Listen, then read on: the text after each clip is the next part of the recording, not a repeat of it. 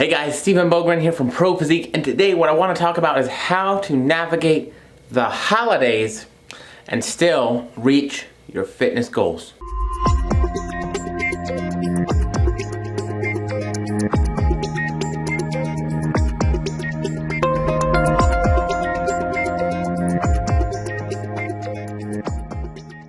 So hey everybody, hope you're all having a wonderful start to your week so far.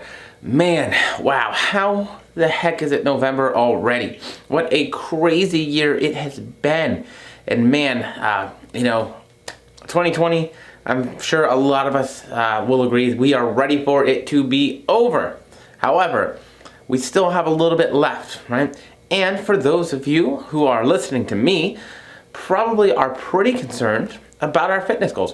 So how do we make those work? How do we make those work during probably one of the more challenging times of the years when there's so much delicious food, family activity, social interaction, well, depending where you're at, going on? Well, let's talk about that. Let's talk about how we are successful through the holidays. Okay? And I think I'm going to start off with my number one being a little bit different than what probably most people would expect.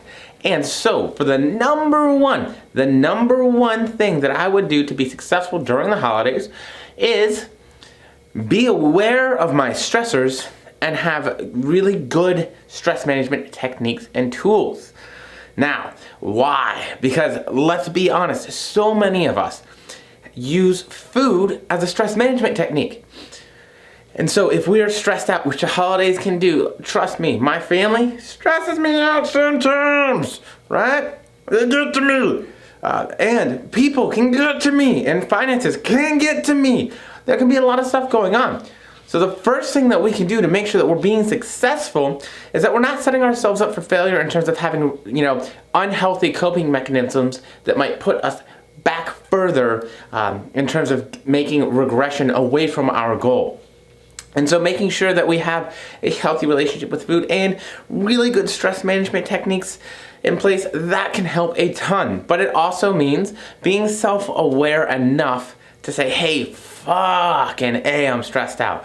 Man, I got a lot going on. This is happening and that's happening. And just knowing that things, that's life sometimes. And again, like I said, having a good way to handle that. So whether that's, going out for a little bit of cardio, some green exercise, if you live somewhere like Florida where you can do that. Maybe it means playing with the dogs, taking them for a walk, music, art, whatever it might be.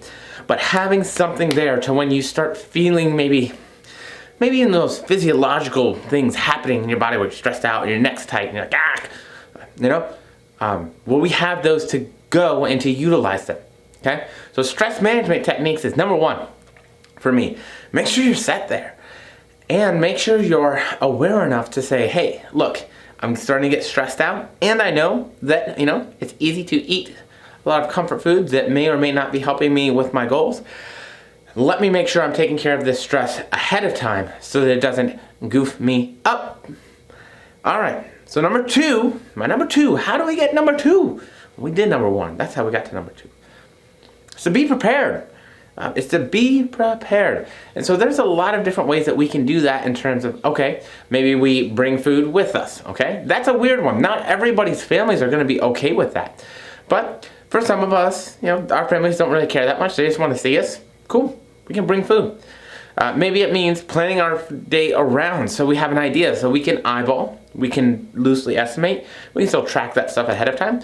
So maybe we need to eat a little bit less earlier in the day and a little bit less later in the day so that we can have more for supper or lunch or whatever it might be that your family in particular does their holiday meals. And so that's something that we can do too. It's just making sure that we're planning ahead for that, right? And making good choices during those times. So I know for me, I really like the apple crumb pie my grandma makes. It's pretty fucking delicious, okay? So, yeah, but guess what? There's like 2 sticks of butter in that thing. Plus all the other apples and cinnamon and sugar and all those other kinds of things. So, yeah, you have to plan ahead. And it's very easy to go overboard on that particular item. However, it's a little bit harder to go overboard on white meat turkey. It's maybe not so easy to go overboard on vegetables, maybe not so easy to go overboard on like maybe something simple like potatoes. So sometimes even just utilizing more of those calorie-friendly or more calorie-friendly, nutrient-dense food options, that can benefit us as well, as we still get to eat. We don't have to make any different food. We don't have to go out of our way and be different or da-da-da, whatever our families might feel about that. And, you know, we can still enjoy the good treats. We just have to enjoy them in moderation. And so making sure that we're setting ourselves up to not go overboard on the candies and not go overboard on the treats.